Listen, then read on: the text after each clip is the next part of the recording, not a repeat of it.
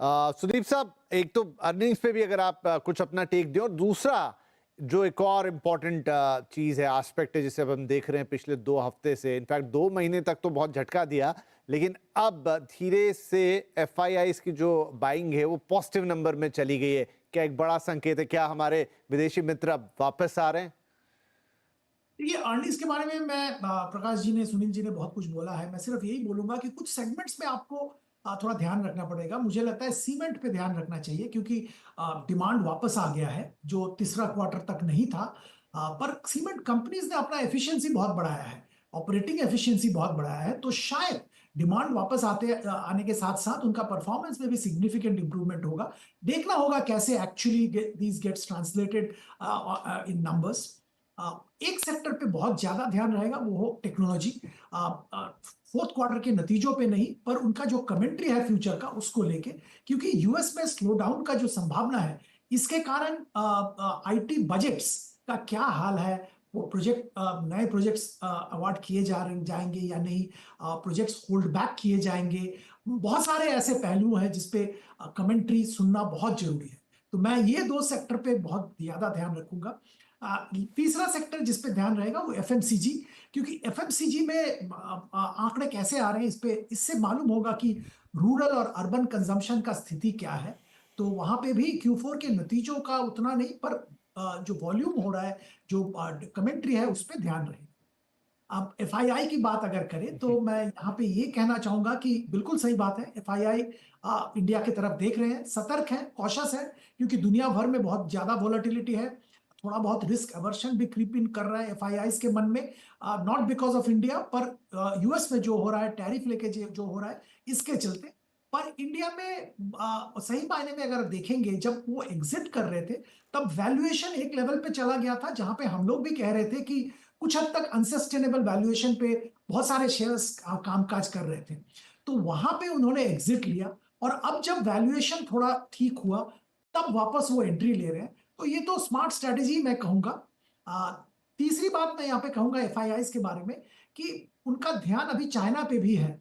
ये आपको याद में रखना पड़ेगा, क्योंकि चाइना में वैल्यूएशन बहुत ही अट्रैक्टिव था, पर अभी थोड़ा बड़ा है, पर उसके बावजूद if you compare with India, I think even now significantly attractive. हाँ, चाइना के बहुत सारे और इश्यूज हैं जिसके कारण थोड़ा घबराते हैं निवेश करने से। पर जो शॉर्ट टर्म इन्वेस्टर हैं, जो मोमेंटम इन्वेस्टर हैं, वो चाइना को जरूर देख रहे हैं, और चाइना में उनका निवेश शॉर्ट टर्म के लिए डेफिनेटली जा रहा है। जी हाँ, ये बात मैं कुछ एनालिसिस में सुन भी रहा था कि भारत में एफआईआईज का पैसा आएगा, लेकिन बीच में रास्ते में पड़ेंगे यूरोप और चाइना, जहां थोड़े से लीकेज आने हमें दिख सकते हैं। सुनील साहब, तो फिर भी हमारे एफआईआईज बंधु लौटे हैं, अभी 6,000 करोड़ प्लस की बाइंग हमें इस महीने में दिखाई दे रही है। किस एक्सटेंट तक ये बढ़ती हुई नजर आएगी? उस एक्सटेंट तक जहां पर हमको फिर से एक रैली जैसी फीलिंग होगी, या फिर ये बस जैसा कहा कि बीच में चाइना और यूरोप भी अगर आए तो ठीक ठीक पैसा फिर एक देखेंगे नाप तोल के और उस हिसाब से डालते रहेंगे? देखिए, India share of global capital markets में बहुत कम है। तो यूरोप को भी पैसा जाएगा, चाइना को भी जाएगा और हमको भी आएगा, तीनों को आएंगे। और ये फर्क नहीं पड़ता है कि कितना उधर जा रहा है, कितना जा रहा है, बस हमारे लिए आना चाहिए, वही चाहिए, नंबर वन। नंबर टू, बात ये है कि एक बहुत बड़ा डर जो था जिसके कारण उन्होंने निकाला, एक तो वैल्यूएशन सुदीप जी ने बताया, सेकंड वाज डॉलर का अप्रिसिएशन।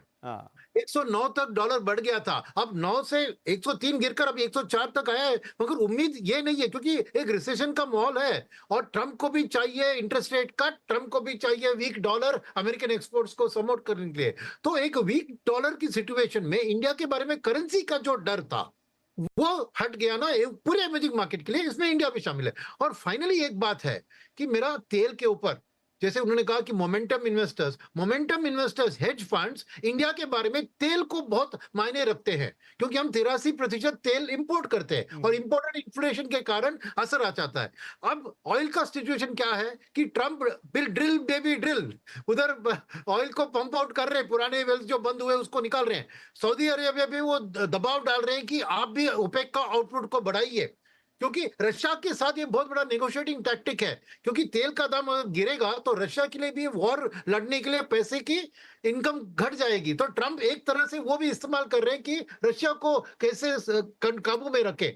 तो ये चीज के कारण अगर ऑयल स्टेबल या डिक्लाइनिंग ट्रेंड में दिख रहा है तो एफआईएस, मोमेंटम वाले एफआईएस दौड़ दौड़ कर इंडिया में आएंगे, क्योंकि उनके लिए वही बहुत बड़ा इंपॉर्टेंट चीज है। तो ऑयल का ट्रेंड भी एक इंपॉर्टेंट ट्रैकर है जो मेरे मन में आज के दिन में जो दिख रहा है। और रशिया यूक्रेन वॉर सॉल्व हो गया या हमास का कोई भी सीज फायर कुछ हो गया तो अभी याद है ना, वो दूसरा पोर्ट भी खोल दिया उन्होंने, तो वो एक ऑयल के दाम पे ऊपर एक डाउनवर्ड प्रेशर है। तो ये भी एक पॉजिटिव चीज है जिसके कारण एफआई फ्लोज इंडिया की ओर थोड़ी और बढ़ सकते हैं। राइट प्रकाश जी, तो किस हद तक हम बढ़ते हुए देखेंगे किस चीज को एफआईआई की बातचीत? एफआई देखिए, एफआई के लिए सबसे इम्पोर्टेंट चीज रहेगी कि चाइना की तरफ जो ये प्यार जो अभी आज उमड़ रहा है कि चाइना में टेक्नोलॉजी बहुत बढ़िया है, वापस कंजम्पशन शुरू हो जाएगा, रियल एस्टेट वहां सुधर सकता है।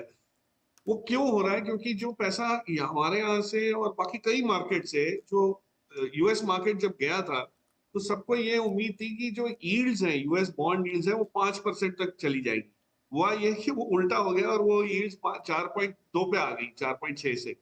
तो जो मायूसी आई है एफआई को, उसकी वजह से चाइना को फायदा हो गया। अच्छा, एक और चीज देखिए, पिछले 3 महीने में, मार्च खत्म हो रहा है तो जनवरी से मार्च तक के जो पीरियड है उसमें जर्मनी और फ्रांस के मार्केट्स में भी बहुत पैसा गया है जो 12 साल तक कभी नहीं गया है। तो पिछले 10-12 साल में जो वहां पे एक ठंडा सा वो चल रहा था कि भाई कुछ नहीं, ग्रोथ नहीं है, कुछ नहीं है, वहां के मार्केट्स में भी ग्रोथ आने लगी।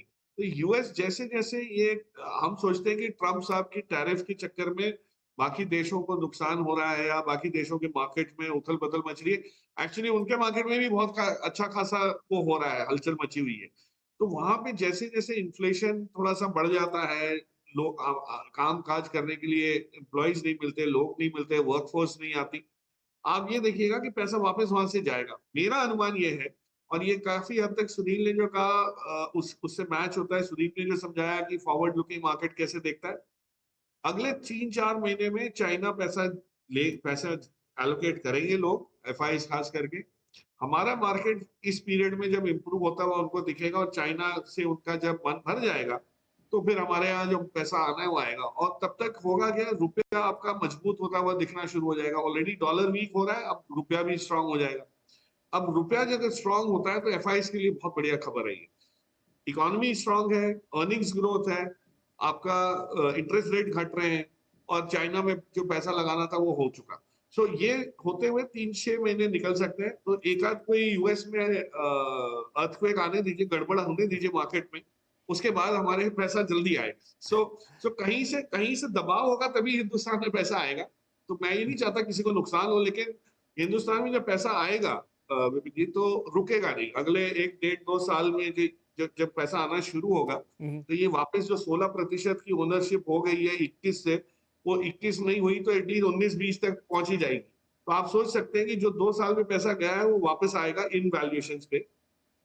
तो हमारा मार्केट के कहा, मतलब कैसे उसको अब्सॉर्ब करेगा, रिसीव करेगा, वो देखिए। और डोमेस्टिक एसआईपी ग्रोथ तो आप देख ही रहे। तो दोनों, जब डीआई और एफआई दोनों के पास अगर पैसा है और दोनों चेक लिखने रेडी हैं रोज, तो आप सोच सकते हैं कि मार्केट में जो मूव है, ऑफ कोर्स प्राइमरी मार्केट, ये वो काफी चीजों में डेप्थ बनती जाएगी, बट बहुत सुनहरा मौका मिलेगा आपको। उसके ऊपर नजर रखिए, वो उसको नजरअंदाज मत। राइट तो सुदीप जी, क्या माने कि एक बॉटम आउट हो गया मार्केट, जितना गिरना था गिर गया? अब जिस शुरुआत की बात कर रहे हैं प्रकाश जी, उसकी शुरुआत हो चुकी है। वो थोड़ी रफ्तार कम या ज्यादा होती हुई अलग बात है, दूसरे फैक्टर्स अपना काम करेंगे, लेकिन अब यहाँ से वापस टिकिंग टुवर्ड्स माउंटेन वाली बात ऊपर की तरफ ही जाता दिखाई देगा। जी, मुझे तो ऐसा ही लगता है। देखिए, इसका मुख्य कारण ये है, मैंने पहले भी इसका जिक्र किया कि इंडिया एक बहुत बड़ा ट्रेड पार्टनर यूएस का नहीं है, तो टैरिफ का डायरेक्ट इंपैक्ट इंडिया पे कम होगा। हाँ, कुछ सेक्टर्स, कुछ कंपनीज में इंपैक्ट देखने को मिलेगा, उसको हम मॉनिटर भी करेंगे, पर ओवरऑल इंपैक्ट मिनिमम होगा।